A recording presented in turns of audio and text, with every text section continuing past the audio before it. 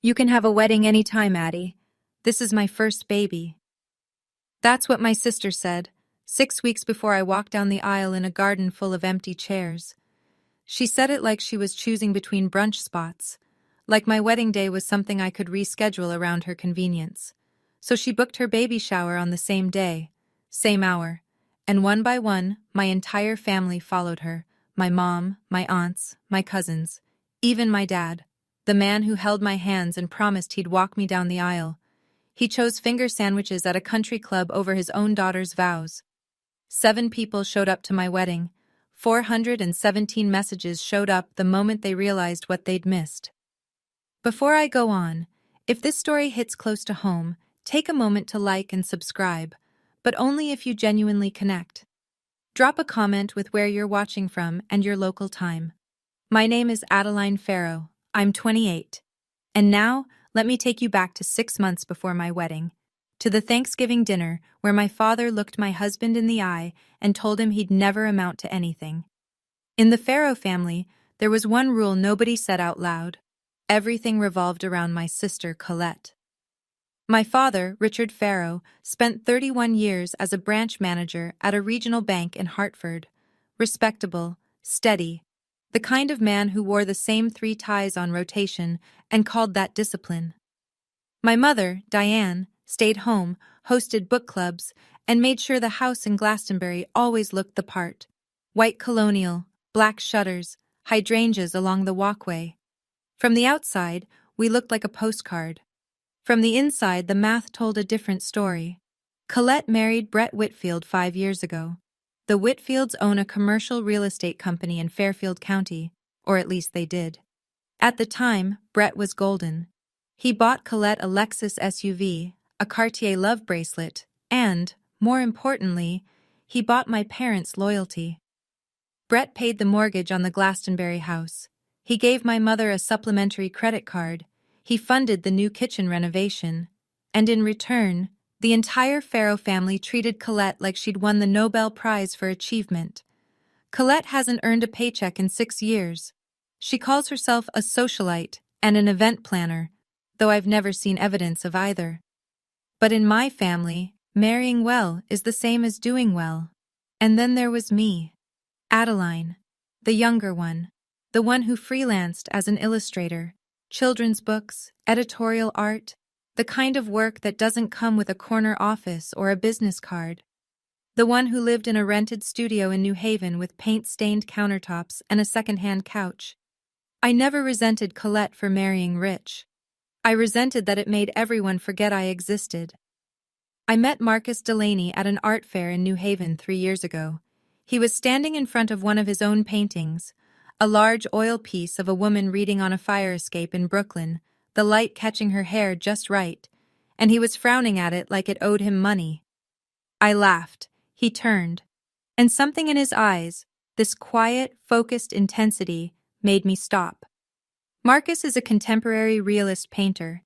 He works in oil, mostly portraits and urban landscapes, and he has the kind of talent that people in the art world describe as rare, and my family describes as not a real job. He sold pieces through small galleries and took commissions when they came. Some months were good. Some months, we ate a lot of pasta. But we were building something honest, and that mattered to me more than any quarterly bonus. My family never saw it that way. Thanksgiving, 8 months before the wedding, I brought Marcus to the Glastonbury house for dinner. Colette arrived in the Lexus, carrying 2 bottles of Napa Valley Cabernet. $200 a bottle, she made sure to mention. I brought a pie I'd baked from scratch. My mother placed the wine on the dining table with both hands like it was a sacrament. She didn't mention the pie. Over turkey, my father leaned toward Marcus with that particular smile, the one that pretends to be friendly.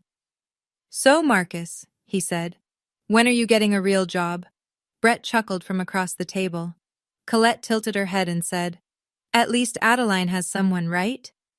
Her voice soaked in pity. Marcus said nothing. He just reached under the table and squeezed my hand. What nobody knew, what I barely knew myself, was that Marcus had recently finished a large painting for a new client that our landlord Harold had introduced him to. I didn't ask questions. I didn't think it was important. It was the most important thing that had ever happened to us. Harold Brenton was the kind of man you'd walk past without noticing, unless you were paying attention. 67 years old, silver-haired, quiet. He wore the same corduroy jacket most days and drank his coffee black from a chipped mug that said Chelsea, NYC on the side. He owned the old Victorian on Elm Street in New Haven, where Marcus and I rented the ground-floor studio. $800 a month for a live workspace with 12-foot ceilings and north-facing windows, absurdly cheap, even by New Haven standards. When I asked Harold why the rent was so low, he shrugged and said, "I'd rather have artists in the building than accountants. No offense to accountants." To me, Harold was simply our landlord, a kind retired art guy who let us pay late once without charging a fee and who brought us tomatoes from his garden in August. But Harold had a habit of wandering downstairs to watch Marcus work. He'd stand by the easel, coffee in hand, and say things like, "The light on the jawline, push it warmer, just half a degree." Marcus would adjust, and the painting would transform. One afternoon, Harold said something I almost forgot. He told Marcus, "Your work reminds me of someone I used to represent who now sells for 6 figures." I smiled politely. I assumed he was being generous. Around the same time, Harold mentioned that a friend wanted to see more of Marcus's work. He asked if Marcus could photograph a few recent pieces and send them over. I figured it was another small gallery, maybe a regional collector. "The world has a funny way of finding real talent, Adeline," Harold said to me one evening when I was washing brushes in the sink. "It just takes longer when you're honest about it." I should have asked more questions, but I was too busy worrying about the wedding. In January, Marcus proposed. No ring at first, just a question asked softly while we were lying on the studio floor, surrounded by half-finished canvases, snow falling outside the window. He'd later carve a ring from reclaimed walnut wood. It was the most beautiful thing anyone had ever given me. I called my parents that weekend to share the news. We'd set the date, June 14th. A small garden ceremony at a venue near Mystic, Connecticut. Nothing extravagant. 42 guests, wildflowers, an arch Marcus was building from salvaged wood. My father's first response was, "June 14th, let me check." Not congratulations. Not, "I'm so happy for you. Let me check." He called back 2 days later. "I'll be there, sweetheart. I'll walk you down the aisle. I promise." I held those words like glass. My mother asked, "That's nice, honey. How much is it costing?" She didn't ask about my dress. She didn't ask about flowers. She didn't ask if I was happy. Colette sent a text. Just one. "Congrats. Let me know if you need help with anything." Then, silence. No follow-up. No phone call. No offer to help plan, taste cakes, or pick a venue. From the sister who styled herself as an event planner, this was conspicuous. Marcus and I did everything ourselves. I designed the invitations by hand, watercolor wildflowers on cream cardstock, each one slightly different. I thought about Colette's wedding 5 years earlier. 300 guests, gold foil invitations, a 12-piece band. But I loved our invitations. They were ours. I should have known something was wrong when Colette didn't argue about the date. She always has an opinion about everything. This time, she said nothing. And silence, from my sister, is never a good sign. 3 weeks before the wedding, I got a phone call from my Aunt Patricia, my mother's older sister, the family's designated gossip. And she said something that knocked the breath out of me. "Honey, are you going to Colette's shower too, or just the wedding? They're the same day, right?" I stood in the kitchen holding a paintbrush, turquoise dripping onto the floor. "What shower?" "The baby shower. June 14th, at the club in Greenwich. Didn't you get the invitation?" I had not gotten the invitation. I called Colette. She answered on the 3rd ring, her voice bright and rehearsed. "Oh my God, Addie, I didn't realize. The venue Brett booked only had June 14th available. It's a whole thing with the caterer and the rental company. I can't move it now. But your wedding is in the afternoon, right? Maybe people can do both?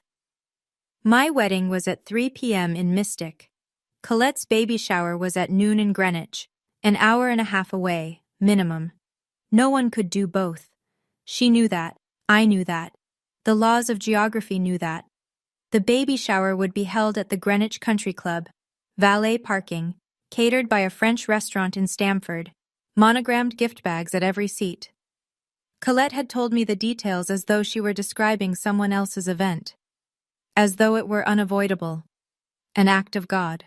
But here's the thing that settled in my stomach like a stone. When I checked with Aunt Patricia, she confirmed that Colette had sent the baby shower invitations 2 weeks before I mailed my save the dates. 2 weeks before. She'd known my wedding date for months. She chose it anyway. Addie, I'm so sorry, Colette said, her voice sweet as arsenic. But this is my first baby. You understand, right?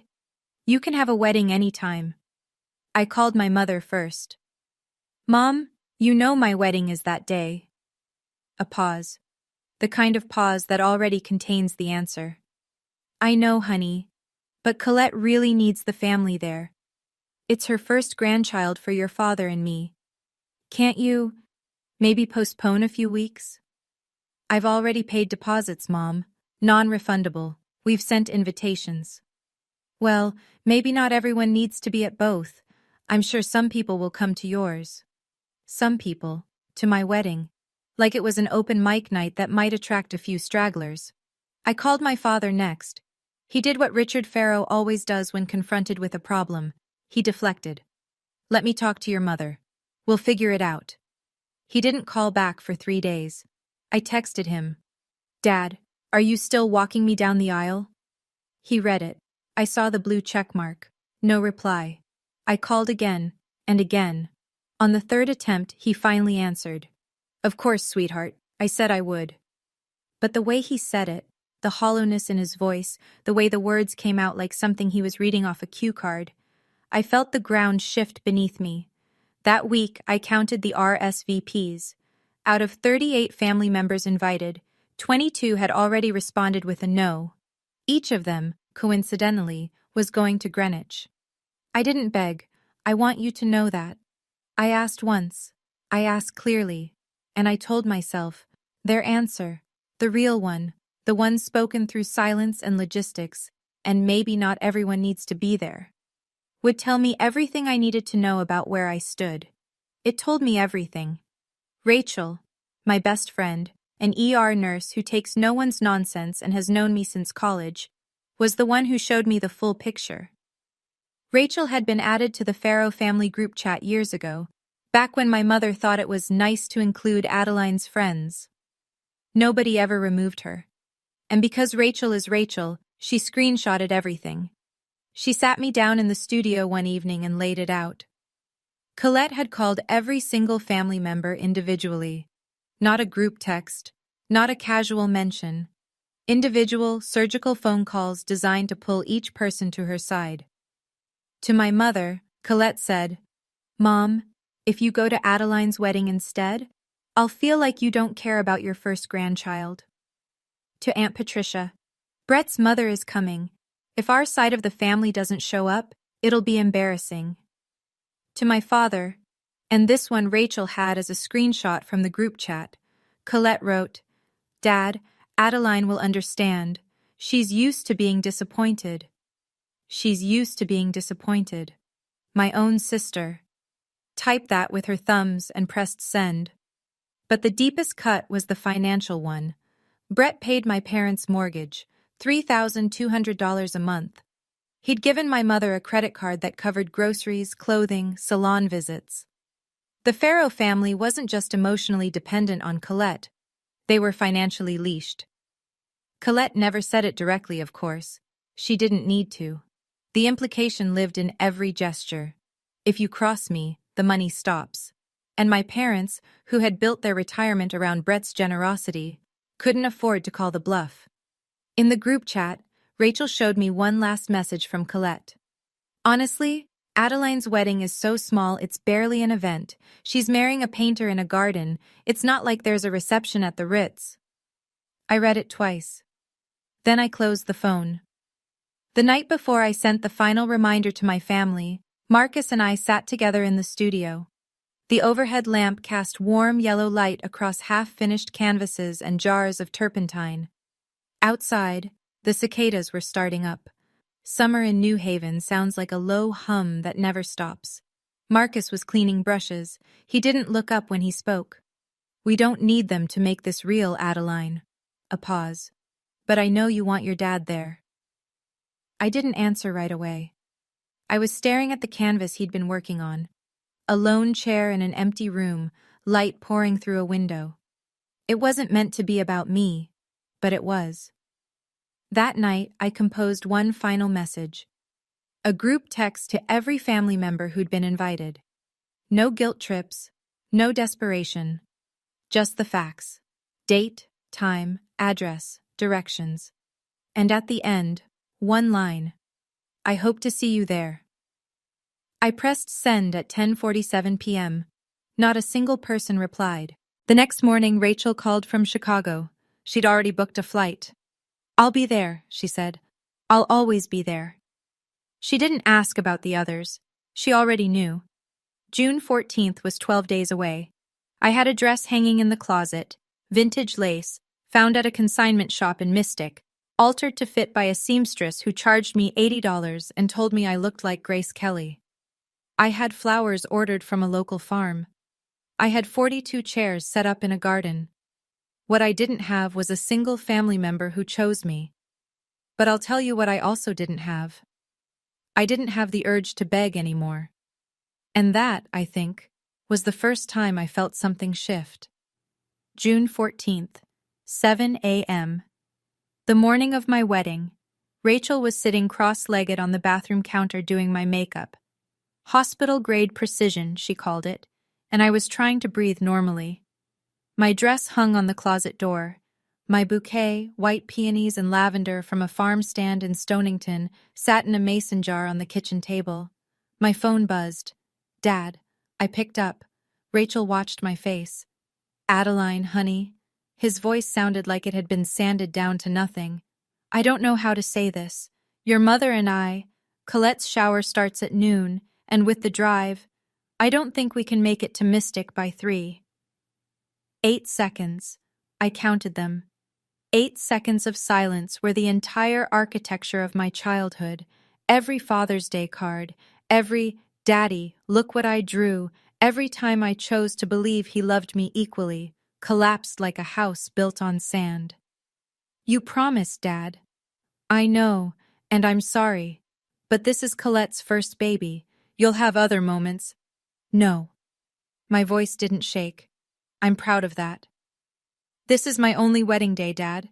There won't be another one. Don't make this harder than it has to be." I hung up. I set the phone face down on the counter. My hands were trembling, but my eyes were dry. Rachel said nothing. She just picked up the mascara wand and kept going. Later that morning, Rachel checked Instagram. She held the phone up for me to see. Colette had already posted a story. Pink balloons, gold streamers, a venue being set up. The caption read, "So grateful to have the whole family here." Posted at 9 a.m., 3 hours before the shower even started. I didn't scream. I didn't cry. I just thought, so this is what it feels like when the last thread snaps. The garden venue in Mystic sat behind a small inn, overlooking a salt marsh where the water turned silver in the afternoon light.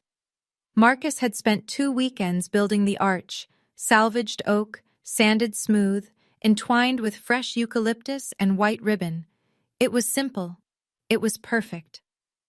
I arrived at 2:15. The chairs were already set up, 42 of them, white linen, each one with a sprig of lavender tied to the back. From a distance, they looked beautiful, like a painting of a wedding. Up close, 35 of them were empty. 7 people. That's who came. Marcus, Rachel. 2 friends of Marcus from art school, a sculptor named Dave and a printmaker named Lena. Harold Brenton, in a suit I'd never seen him wear. And 2 of my college friends who'd driven up from New York. 7 people in 42 chairs. The wind moved through the empty rows and rustled the lavender like it was trying to fill the silence. I stood at the end of the aisle in my thrift store dress, vintage lace, ivory, tea length. The seamstress had been right. It fit like it was made for me. But standing there alone, without a hand to hold, without a father at my side, I felt every single empty seat like a bruise. The string quartet, just two girls from the local college, violin and cello, began to play. Pachelbel's canon. The sound floated out over the marsh. Rachel stepped toward me. "I can walk you down." I shook my head. "No, you're my maid of honor.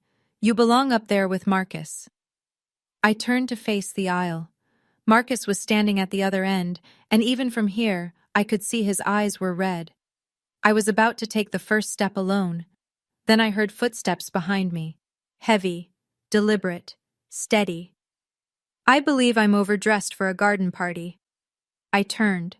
Harold Brenton stood 3 feet behind me, wearing a navy 3-piece suit, beautifully cut, clearly old, clearly treasured. A pale blue pocket square, and silver cufflinks that caught the light. I'd later noticed the engraving on them. B.G. Brenton Gallery. But in that moment, all I saw was the steadiness in his eyes. "But if you'd let an old man have the honor," he said, and extended his arm. Something broke open in my chest. Not the sharp kind of breaking, the kind where light gets in. I looked at this man, our landlord, our neighbor, the quiet figure who drank black coffee in our studio and told Marcus to push the light warmer by 1/2 degree, and I understood something I hadn't before. Harold wasn't just kind. He had been watching. He had been paying attention. He had shown up. "Harold, you don't have to. I know I don't have to. I want to." His voice was calm, firm. "Your father should be here, but since he isn't, someone who actually values you should." I took his arm. We walked. The 7 people in those chairs stood up. Rachel already crying, Dave and Lena smiling, Marcus at the end of the aisle, pressing the back of his hand to his mouth. The ceremony lasted 12 minutes. Our officiant, a retired judge Marcus knew through a community art project, kept it short. We said our vows. Marcus had written his on a piece of canvas primed in gesso. I'd written mine on the back of one of my illustrations. We both cried. We both laughed. 7 people clapped. And in that garden, on that June afternoon, it was enough. It was more than enough. I'm going to pause here for a second. If Harold stepping in made your chest tighten the way mine did that day, you already know why this story matters. My father had 30 years to show up for me. Harold had known me for 2. But he was there. If you've ever had someone unexpected fill a space that family left empty, tell me about it in the comments. I read every single one. And if you want to see what happens next, because trust me, the story doesn't end at the altar, stay with me. After the ceremony, we held the reception in the same garden. There was no ballroom, no DJ, no 5-tier cake. We ordered pizza from a place in downtown Mystic. Rachel had brought 3 bottles of wine. Nothing fancy, just something she loved. Dave connected his phone to a portable speaker, and we danced on the grass until the fireflies came out. It was joyful. It was imperfect. It was ours. But when the music faded and Marcus was helping Dave fold up tables, I sat down on one of the empty chairs and opened my phone. 0 messages from my family. Not a single one. No congratulations. No sorry we couldn't make it. No thinking of you today. Nothing. As though the event hadn't happened. As though I hadn't happened. I opened Instagram. I knew I shouldn't. But I did. Colette had posted 14 photos, the Greenwich Country Club, pink and gold balloons, a dessert table that probably cost more than my entire wedding, Aunt Patricia laughing with a glass of champagne, Uncle Tom holding a gift bag, and my father, standing beside Colette, his hand resting on her belly, grinning. The last photo was a selfie. Colette in the center, glowing, surrounded by faces I'd invited to my wedding. The caption read, "Surrounded by love. Family is everything." Family is everything. She typed that while I was saying my vows to 7 people and a row of empty chairs. I zoomed in on one of the background images, a group shot near the bar. Brett was in the far corner, turned away from the camera, phone pressed to his ear, jaw tight. He looked stressed. It struck me as odd at a celebration, but I filed it away and didn't think about it again. Not then. That night, back in the studio, Marcus and I lay on the old futon that doubled as our couch. The windows were open, and the sound of crickets poured in like music. We'd taken the lavender from the chairs and put it in jars all over the apartment. It smelled like the wedding had followed us home. Marcus stared at the ceiling. His hand was in mine. "I married the most talented, most stubborn, most beautiful woman I've ever known," he said. "In a garden, with 7 witnesses." He turned to face me. "And I wouldn't trade it for a ballroom with 300. I tried to smile. I almost made it. I keep thinking, maybe if I'd tried harder. Called one more time. You called enough." His voice was gentle but final, like a door closing on a room I didn't need to enter. "You called more than enough, Adeline." It hit me then. Not the sadness for myself, but the sadness for him. Marcus had stood at the end of that aisle, watching his bride walk toward him with a 67-year-old landlord because her own father couldn't be bothered. He deserved a family cheering for us. He deserved better than empty chairs. "You deserved a real wedding," I whispered, "with a family cheering for us." "This was a real wedding," Marcus said. "Harold was there. Rachel was there. That's more family than blood gave you today." I cried then, quietly, into his shoulder. Not because I was broken, but because I was tired of holding it all upright. I didn't know it then, but Marcus had a secret. Something Harold had helped him with over the past several months. Something he'd deliberately kept from me so our wedding day wouldn't be about money. Something that would change everything within weeks. A week passed, then another. Not a single member of my family reached out. On day 8, I sent one final message. I typed it carefully, read it 3 times, and pressed send. "Thank you for your silence. It told me everything your words never could. I won't be reaching out again. If you want to talk, you know where to find me." My mother replied 2 days later. "Adeline, don't be dramatic. We love you. Colette's shower was just bad timing." No apology, no acknowledgement, just the word dramatic, the Farrow family's favorite weapon against anyone who dares feel things out loud. I didn't respond. I muted the group chat, and I turned my attention to the only thing that had never let me down: the work. Marcus was painting again. Something new, something I hadn't seen from him before. He'd started a series he called The 7th Chair. Large format oils exploring absence in intimate spaces. A dinner table set for 8 with one chair slightly pulled back, untouched. A church pew, empty except for a folded program at one end. A row of white linen chairs in a garden, lavender on each one, 35 of them holding nothing but air. I knew what the paintings were about. He didn't need to explain. One afternoon, Harold came downstairs to see the work. He stood in front of the garden piece for a long time, his coffee going cold in his hand. Then he pulled out his phone and typed something. He didn't say who he was texting. I didn't ask. I stopped waiting for an apology that would never come, and I started building a life that didn't need one. But the truth was, without my knowing, something enormous was already being built, and it had Harold's fingerprints all over it. 2 weeks after the wedding, Harold invited Marcus and me upstairs for coffee, not the usual "stop by if you want," an actual invitation. He'd set out 3 mugs, a French press, and a cardboard box on the kitchen table. "Sit down," he said. "There's something I should have told you a long time ago." He opened the box. Inside were catalogs, exhibition catalogs from Brenton Gallery, Chelsea, New York City. There were articles clipped from Art News and Art Forum, photographs of Harold standing beside artists at openings, people I recognized from museum walls. I ran Brenton Gallery for 22 years, Harold said, setting a catalog in front of me. The cover showed a painting I'd seen reproduced in textbooks. I represented 43 artists during that time. 7 of them are now in the Whitney Permanent Collection. I stared at him. The quiet man in the corduroy jacket, the landlord who charged us $800 a month and told us to push the light warmer. You never told us, I said. You never needed to know. Harold folded his hands. I wanted to be sure about Marcus first. I've spent my whole career learning the difference between competent and extraordinary. Marcus is extraordinary. Then he told us the rest.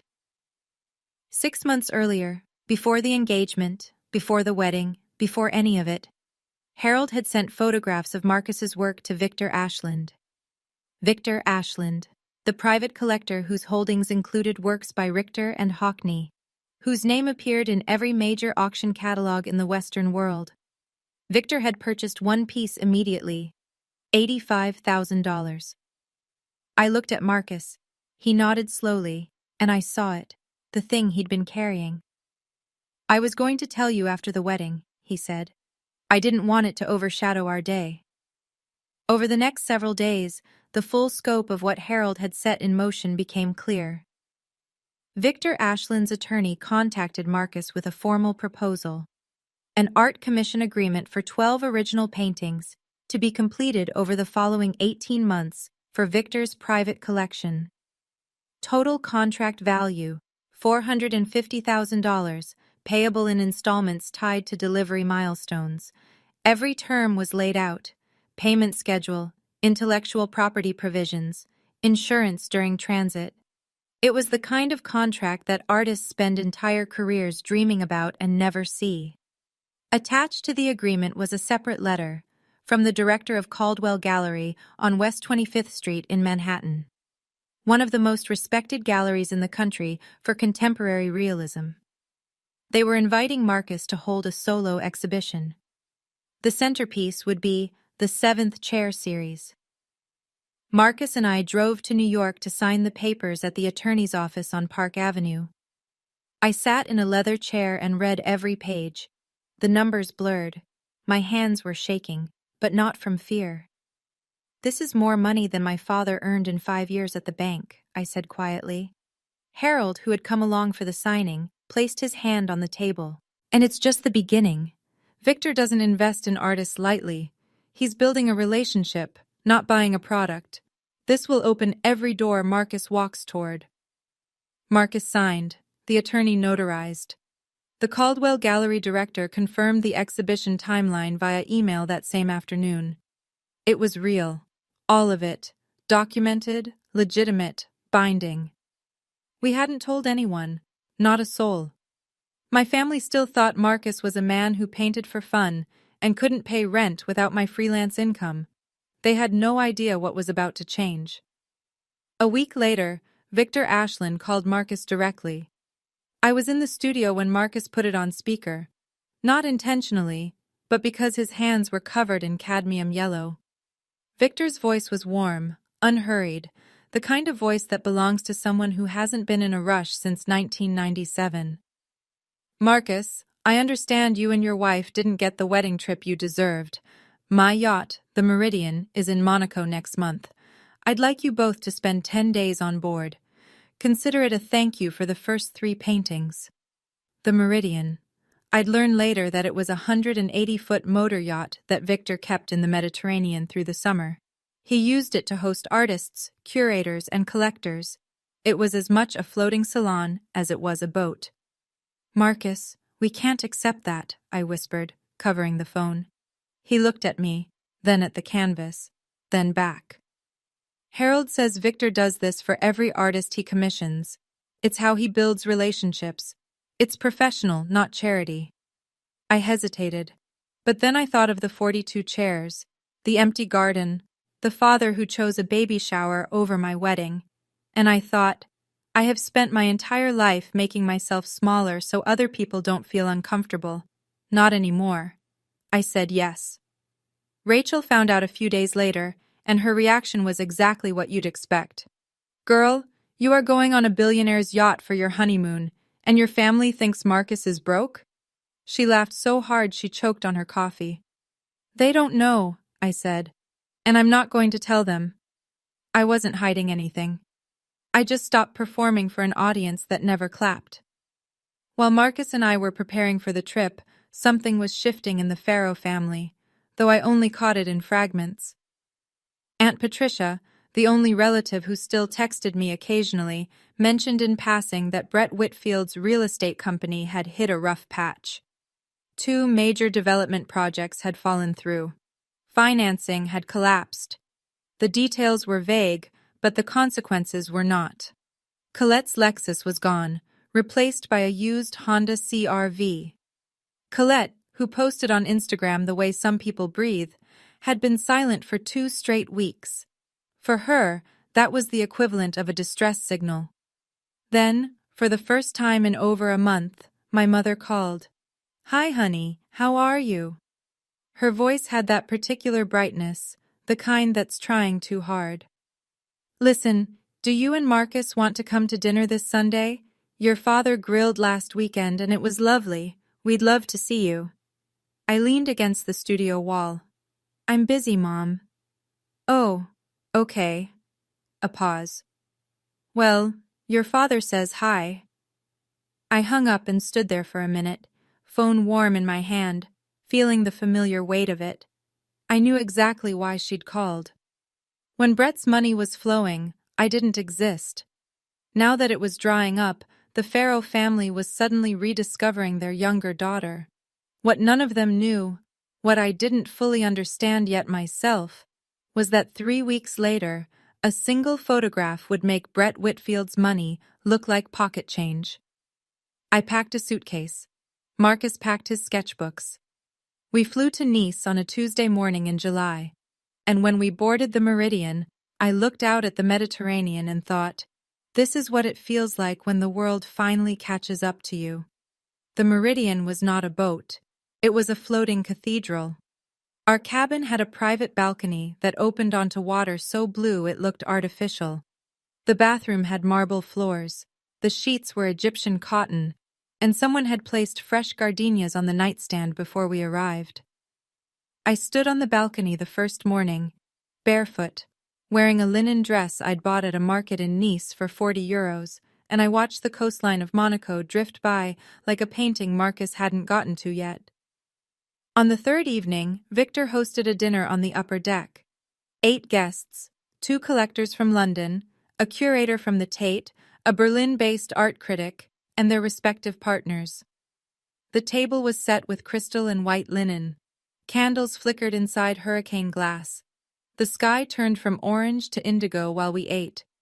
Victor stood and raised his glass. "I'd like to introduce Marcus Delaney, the most exciting realist painter I've encountered in 2 decades. His upcoming exhibition at Caldwell Gallery will be called The Seventh Chair. I think you'll find his work extraordinary." Marcus, seated beside me, described the concept: paintings about absence, about the empty spaces left behind by people who chose not to show up. He spoke quietly, without performance. The art critic from Berlin leaned forward. "This has Biennale potential," he said, and the table murmured in agreement. I sat next to my husband, silent, my hand resting on his knee. For the first time in my life, I was surrounded by people who recognized the value of what Marcus and I had built, not despite its quiet origin, but because of it. Before dessert, Victor found me alone by the railing. "Your husband is gifted," he said. "But I think you already knew that, long before anyone else did." "I did," I said. "Thank you for seeing it too." On the last evening aboard the Meridian, I did something I almost never do. I posted a photo on Instagram. I'm not a social media person. My account had maybe 200 followers, friends, a few illustration clients, some college acquaintances. I hadn't posted in months. But that evening, as the sun dropped below the Mediterranean and the light turned the water to gold, Marcus wrapped his arms around me from behind, and Rachel, who'd been texting me relentlessly for photos, wasn't the only reason I pulled out my phone. I wanted a record, not for anyone else, for me. The photo, Me standing at the bow of the Meridian, wearing a white silk dress I'd found in a boutique in Nice. Marcus behind me, his chin resting on my shoulder. The Monaco coastline in the soft distance. On the table beside us, a glass of champagne and, half visible, the Caldwell Gallery exhibition catalog with Marcus's name on the cover. I wrote the caption in under 10 seconds. Honeymoon with my husband, grateful for the people who showed up. No tag, no explanation, no drama, just a sentence and a photograph. I posted it at 9 p.m. European time, 3 a.m. on the East Coast. Then I put my phone in the nightstand drawer, kissed Marcus goodnight, and went to sleep listening to the water move against the hull. When I woke the next morning, I reached for my phone out of habit. The screen was a wall of notifications. I had to scroll for nearly a full minute to see the bottom. 417 missed calls and text messages. The same family that couldn't send one text on my wedding day suddenly had a lot to say about where I'd spent my honeymoon. 417. That's not a typo. I'll let that number sink in for a second. The same family that couldn't send one text on my wedding day suddenly had a lot to say when they saw where I was. If you're still watching, first of all, thank you. And second, what would you have done? Would you have answered those calls, or would you have let them ring? Tell me in the comments. Now, let me tell you what those messages actually said. I sat on the edge of the bed and scrolled through the messages the way you'd read an autopsy report, clinically, slowly, letting each one land. My father. 23 missed calls, 11 text messages. The first, Adeline, whose yacht is that? Then, call me back. Then, I didn't know Marcus was doing this well. Why didn't you tell us? And finally, at 2 a.m. his time, honey, please call your dad. My mother. 18 calls, 9 texts. Oh my God, Adeline. Followed by, is that Monaco? Followed by, are you okay? Whose boat is that? And inevitably, I'm so happy for you, sweetheart. We need to celebrate when you're back. Celebrate. She wanted to celebrate. The woman who couldn't be bothered to text congratulations on my wedding day now wanted to throw a party because she saw a yacht. Colette. 7 calls, restrained by her standards. 3 messages, each more revealing than the last. Wait, what? Then, is Marcus's art actually selling? And finally, Adeline, we should talk. Call me. The rest, aunts, uncles, cousins, second cousins, people I hadn't heard from in years, poured in like a flood. OMG, congratulations. So proud of you.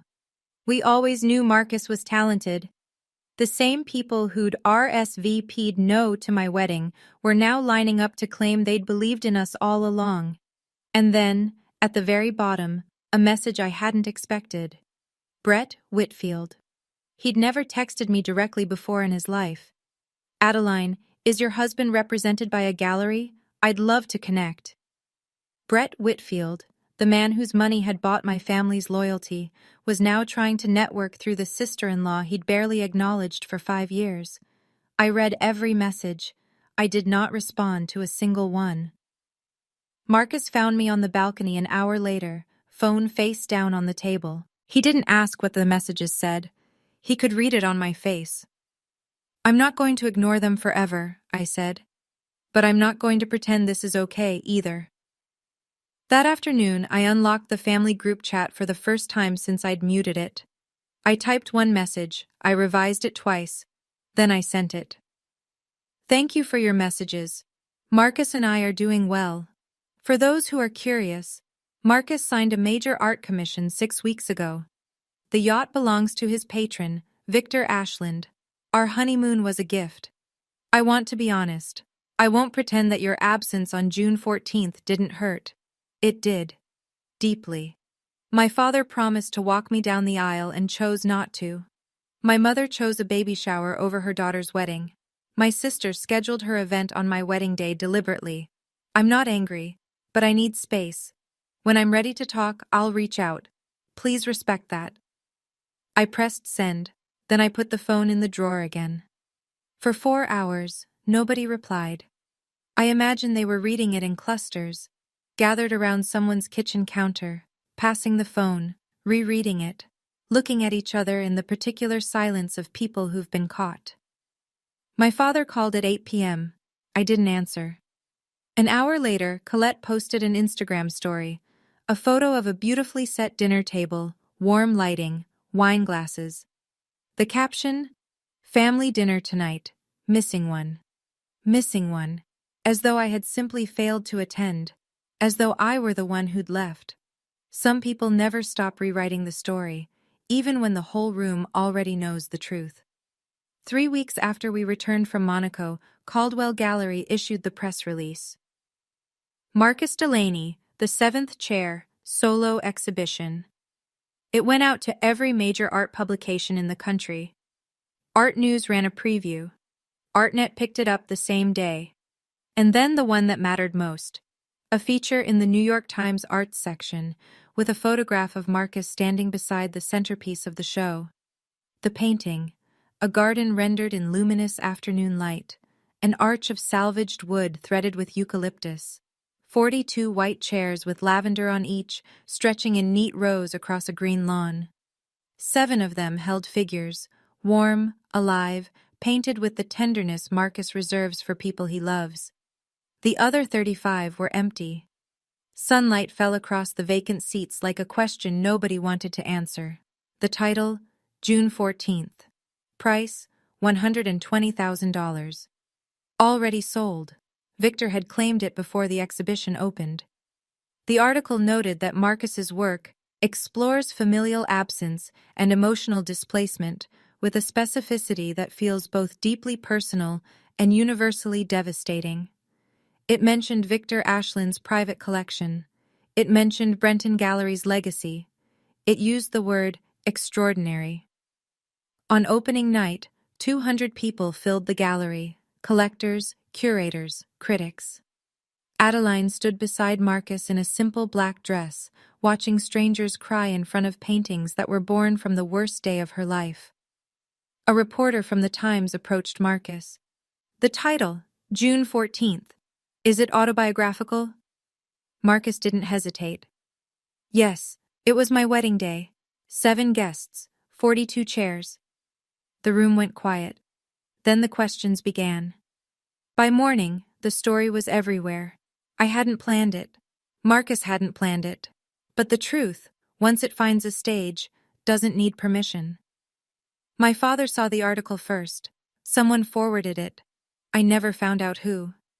But I can imagine him sitting at the kitchen table in Glastonbury, reading glasses on, the New York Times open on his iPad, and seeing those 42 chairs rendered in oil paint with the precision of a man who remembers every detail of the day his father-in-law didn't show up. My mother called. Her voice cracked in a way I hadn't heard before. Adeline, your father saw the painting. He hasn't spoken in hours. He just sits there. Mom, I didn't paint it, I said. Marcus did. He painted what happened. She didn't have a response for that. Colette's reaction was different. She wasn't sad. She was furious, not at herself, but at the exposure. Within days, her friends began asking questions. Wait, your sister's husband, is that Marcus Delaney? Why weren't you at her wedding? Colette, who had spent years curating a narrative of family unity and social grace, suddenly couldn't explain the gap. The image she'd constructed, loving sister, devoted daughter, center of the Pharaoh universe, had a 42-chair-sized hole in it. Brett called Marcus directly. Hey Marcus, congratulations. Listen, I have some clients who might be interested in commissioning. Marcus cut him off politely. Thanks, Brett. But I work exclusively through my gallery now. Harold and Caldwell handle all my commissions. Meanwhile, Aunt Patricia sent me a screenshot from the family group chat, the one I was no longer in. Colette had written, "She's doing this to humiliate us." And my father, for the first time in his life, had replied, "Maybe we should have gone to the wedding." My mother's response, "Don't start, Richard." Even now, even with the truth on a gallery wall for 200 people to see, nobody in my family could say the simple words, "We were wrong." 2 months after the exhibition opened, A notice appeared in the Connecticut Business Registry that would have been unremarkable to most people. Whitfield Properties, LLC, Brett's family company, had filed for Chapter 11 bankruptcy protection. The details emerged slowly, then all at once. 2 failed developments in Stamford, a construction loan default, creditors lining up. The company that had once made Brett the golden son-in-law of the Farrow family was now a name on a court filing. The consequences hit my parents within weeks. Brett stopped paying the mortgage on the Glastonbury house, $3,200 a month, gone overnight. My mother's supplementary credit card was canceled. Colette, who had never needed to think about money, began selling her jewelry through a luxury consignment site. The Cartier bracelet, a Tiffany pendant, pieces she'd once displayed like trophies. My father called me, the first time since the article. Adeline, I don't know how to say this. His voice was thin, tired. Your mother and we might lose the house. I know I have no right to ask, but is there any way? I let the silence sit. I think he needed to hear it. The same silence I heard on my wedding morning when he told me he wasn't coming. Dad, I said, I'm going to be honest with you. 6 months ago, you chose Colette's party over my wedding. You broke a promise. You let me walk down the aisle with our landlord because showing up for me wasn't worth the drive. I heard him breathing. I'm not going to say no to helping. But I need you to understand something first. I'm not your backup plan.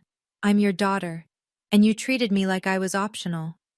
He didn't speak for a long time. Then quietly, you're right. It wasn't enough, but it was a start. Colette called 2 days later. It was the first time we'd spoken since before the wedding. She opened with tenderness. I miss you, Addie. The nickname, the voice she used when she wanted something. Then, within 30 seconds, the mask slipped. Brett lost everything. Mom and Dad need help. You and Marcus are doing so well now. Can't we just move past this? Move past what, exactly? I kept my voice even, not cold, just clear. You scheduled your baby shower on my wedding day. You called every family member and told them to choose you. You told Dad that I could have a wedding anytime. Do you remember that? Silence. Then, I was pregnant, Adeline. I was hormonal and scared, and you were calculating. I said it without malice, just fact. And that's okay. I'm not here to punish you, but I need you to know. I see it clearly now. I've always seen it. I just chose to ignore it because I wanted a family. I could hear her breathing change, the practiced calm faltering. I love you, Colette, but I will never again let love be used as a leash. If you want a relationship with me, it starts with honesty, not with asking for money. She hung up. She didn't call back for 3 weeks. I set the phone down and walked to the studio, where Marcus was finishing the 9th painting in the series, a long table with 11 place settings, 1 chair pulled back, a napkin folded but untouched. He looked up when I came in. How'd it go? She hung up. He nodded. She'll call back. Maybe, but she'll call back different, or she won't call back at all. Those are the only 2 options I'm accepting. Marcus went back to painting. I picked up my illustration pen. The crickets sang outside, indifferent to all of it. 6 months later, I stood in the kitchen of a house I owned. It was small, a 2-bedroom cottage in Westport, Connecticut, 10 minutes from the water. White clapboard, blue shutters, a porch that wrapped around the side. The ground floor had been converted into Marcus's studio. Proper ventilation, north-facing light, a door that opened onto a garden where, in the spring, I planned to grow lavender. We'd paid for it in full. No mortgage, no help, no one's name on the deed but ours. Marcus had completed the 7th chair series, 12 paintings that had hung in Caldwell Gallery for 3 months. Nearly every piece sold. Total revenue exceeded $600,000, and the waiting list for his next series was already growing. Victor Ashland had offered a second commission. 2 European galleries had reached out. My own career had shifted too. A major children's book publisher had offered me a multi-book illustration contract after seeing my work at the Caldwell opening. Someone from their art department had attended and recognized my editorial style. The first book was about a little girl who plants a garden of wildflowers in a field where nothing was supposed to grow. I was illustrating it at the dining room table every morning while Marcus worked downstairs. Harold came for dinner every Sunday. He'd drive over from New Haven in his old Volvo, bring a bottle of wine, nothing expensive, always good, and sit at our table like he'd always been there. Because in every way that mattered, he had. One Sunday, I served roast chicken with herbs from the garden. Harold raised his glass. "To the seventh chair," he said. Marcus clinked his glass against Harold's. I clinked mine against both. 7 people at a wedding. And every single one of them still in my life. On a Tuesday afternoon in October, I heard a car pull into the gravel driveway. No one had called ahead. I opened the front door and found my father standing on the porch. He was wearing a flannel shirt and khakis. His hands were in his pockets. He looked older than I remembered, not in the way of time passing, but in the way of a man who'd been carrying something heavy and couldn't set it down. "I didn't come to ask for anything," he said. I waited. "I came to tell you that I'm sorry. Not the kind of sorry that expects forgiveness, the kind that knows it doesn't deserve it." He stood there in the October light, leaves drifting across the porch, and I could see he'd rehearsed this, not because it wasn't genuine, but because it was. He needed to say it precisely. "I sat in a country club eating finger sandwiches while my daughter got married with 7 people, he said. "I will carry that for the rest of my life." "I know, Dad." My voice was steady, quiet. "You can stay for coffee. Marcus just made a pot." He came inside. He walked slowly through the house, looking at everything. The studio downstairs, the garden visible through the back window, Marcus's paintings on the walls. In the hallway, he stopped. A small painting hung near the coat hooks. June 14th, study number 1. An early sketch in oil. 7 chairs occupied, 35 empty. My father stood in front of it for a long time. Then he reached into the bag he was carrying and pulled out a frame. Inside, a certificate. The Connecticut Statewide Art Award, dated 12 years ago. My name on it. The paper had yellowed. "I found it in the attic," he said. "It should have been on the wall 16 years ago." I took it from him, and I let him stay for coffee. People always ask me, "Did you forgive them?" The honest answer is that forgiveness isn't a single event. It's not a gift you hand over and then it's done. It's a bridge you build one plank at a time, and some days you're laying planks, and some days you're standing at the edge wondering if it's worth crossing. Colette eventually wrote me a letter. A real one, pen on paper, mailed with a stamp. It wasn't a perfect apology, but it contained the one sentence I'd been waiting years to hear. "I scheduled the shower on your day. It wasn't an accident. I was afraid that if your wedding went well, everyone would stop needing me." I read that line 4 times. Then I folded the letter and put it in my desk drawer. Not in the trash, not on the wall. In the drawer, where I could find it when I was ready. My mother calls once a week now. She asks about my work, about Marcus's paintings, about the garden. She doesn't ask for money. It's a small thing, but it's a true one.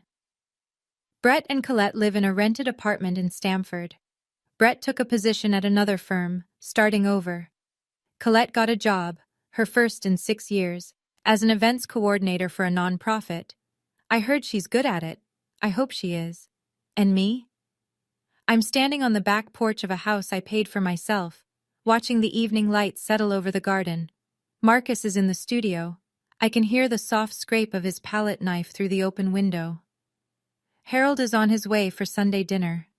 The lavender I planted in the spring has started to bloom. 42 chairs, 7 people. 417 messages. In the end, the numbers don't matter. What matters is that I stopped counting the people who left and started counting the ones who stayed. Self-respect is the quietest form of revenge. You don't have to burn anything down. You just have to stop setting yourself on fire to keep other people warm. If this story stayed with you, if you've ever been the one sitting in the empty chairs while someone else got the full room, I see you. You're not invisible. You never were. Now, I have a question. Would you have answered those 417 calls? Or would you have kept the phone in the drawer? Drop your answer in the comments. I promise I'll be reading. If you want to hear another story like this one, there's one waiting for you in the description below. And if you haven't yet, hit subscribe. Not for me. For the next story that might find you exactly when you need it.